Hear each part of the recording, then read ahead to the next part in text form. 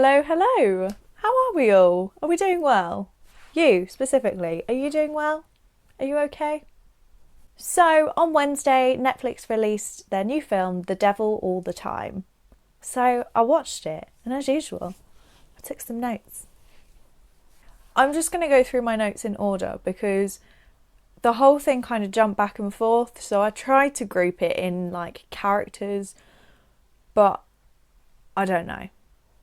Never seen Bill Skarsgård outside of it. Oh! Never seen Bill Skarsgård outside of it. I was like, outside of what? So yeah, I've never seen Bill Skarsgård play anything other than Pennywise. So it was weird to see him with his actual face and not not all the makeup and everything. I think he was very good, and he played the kind of moody, troubled husband very well.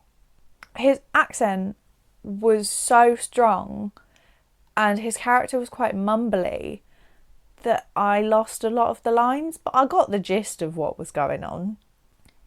But I also felt like he has more of a older brother energy than like a paternal one. Like, I really felt like with the little boy, the chemistry was kind of like bullying older brother rather than like borderline abusive dad. I think it just kind of let it down a little bit because I just didn't believe that he had any kind of connection with him, even in the more intense scenes. So, I don't know. But the little boy was very good in those. He did it very well, considering some of those are very traumatising. We'll come on to that. I didn't recognise Harry Melling when he came on to start off with. I was like, I know this guy. Where do I know him from? And then suddenly in my head it just went, how many are there? I was like, Harry Melling, Dudley, we love that. The sermon that he did was so compelling. Like, you were hanging on every single word that he was saying, which is really good for a preacher because you're supposed to be listening to them. So literally every word was just so interesting. And then he poured a jar of spiders on his face. I don't know whether they were real spiders or they were CG, but still. Ugh. Giving me the shivers. So now we come on to the bit that I hate in a film. Despise it. And they need to stop doing this. I will read, not my exact words. I will censor them because I got a little bit colourful. He shot the fudging dog for that female dog. And she didn't even fudging survive anyway. So basically, Bill Skarsgård's character's wife was dying of cancer. And he was like praying and praying for her to survive. And he was like abusing the little boy into praying to help her survive as well. And they were both like praying day and night. And that wasn't working. And then he suddenly had a calling that he had to give a sacrifice, so he shot his son's dog so he gets his wife back.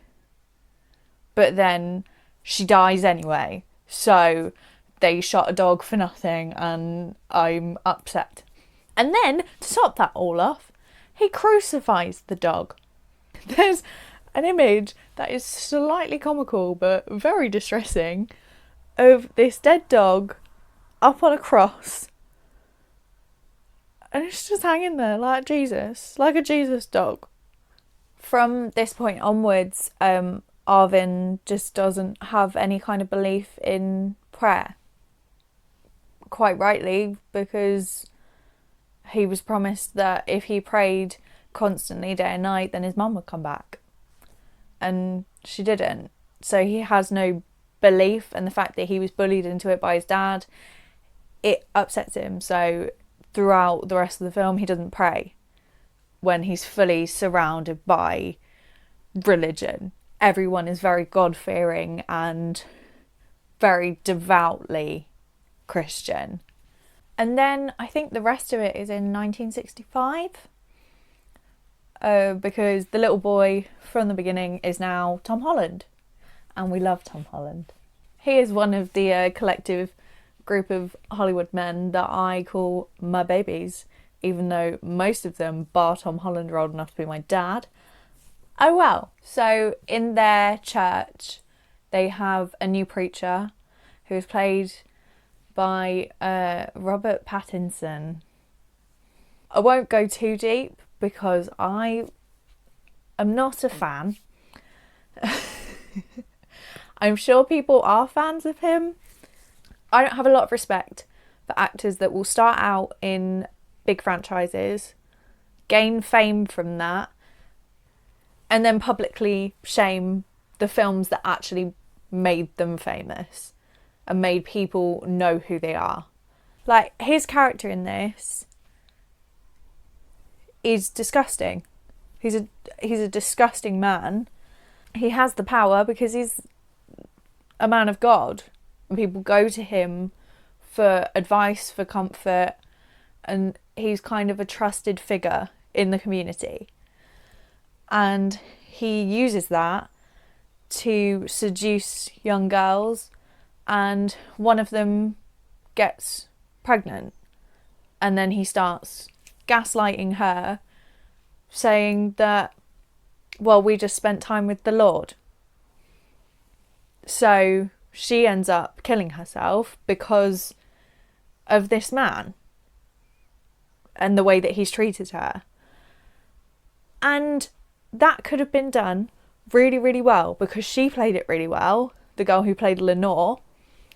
He just seems a bit spineless and flat rather than like this really creepy, powerful man that is abusing his position. It is a very violent film. Quite a lot of people get killed.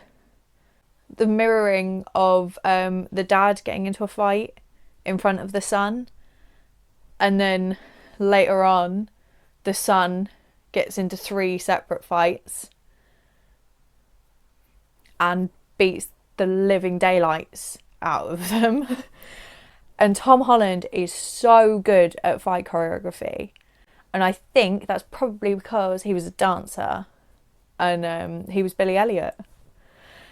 And I think that's the case generally in Hollywood, that people that have dance training or a dance background, they are very, very good at the choreography because they know how to move their body and it's very natural to them.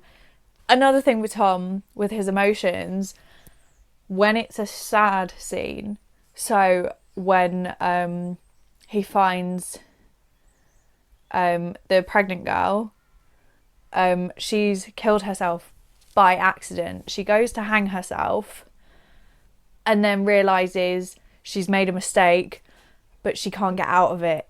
So she falls and she hangs herself, which is really sad. And then you add Tom Holland finding her. That boy never fails to make me cry. Any film that he does, he will make me cry. It's like the I don't want to go all over again. He finds her and he's screaming for help while he's trying to get her down. And the scene is literally probably 30 seconds tops. But Jesus, did I cry.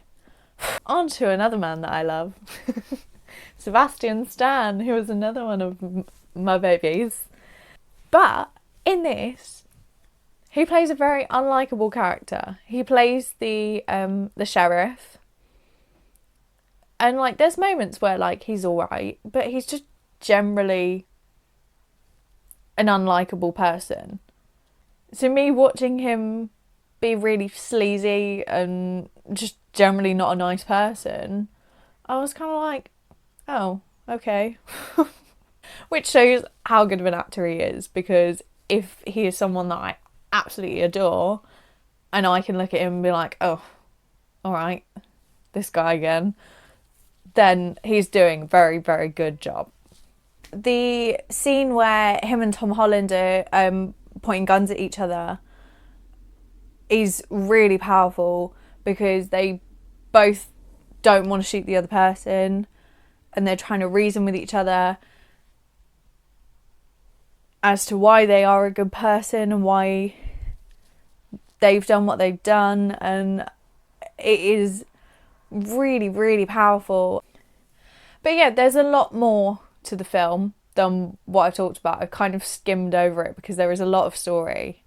It's a lot of jumping back and forth to show you how everything's connected, because everything is interlinked.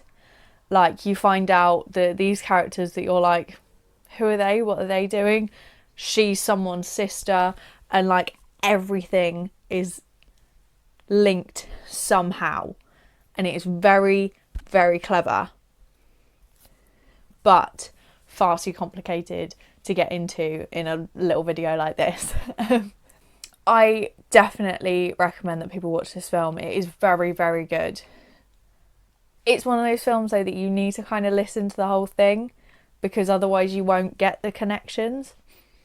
Because there was a point where I did just sit on my phone and then I heard someone say something and I was like, wait, what? When did that happen? So I had to go back like 10 minutes because I wasn't paying attention. Thanks for watching. Give it a like if you liked it. Subscribe if you want more of this. So I thought on Monday I'd do something a little bit different. I'm going to do a get to know me video with just some facts about me, just so you can get to know who I am, because that's what this channel's about, me. So yeah, tune in on Monday to find out some things that you probably didn't know about me. As always, stay safe, look after yourselves, and there's birds outside my window, so I'm gonna go and try and protect myself. Bye.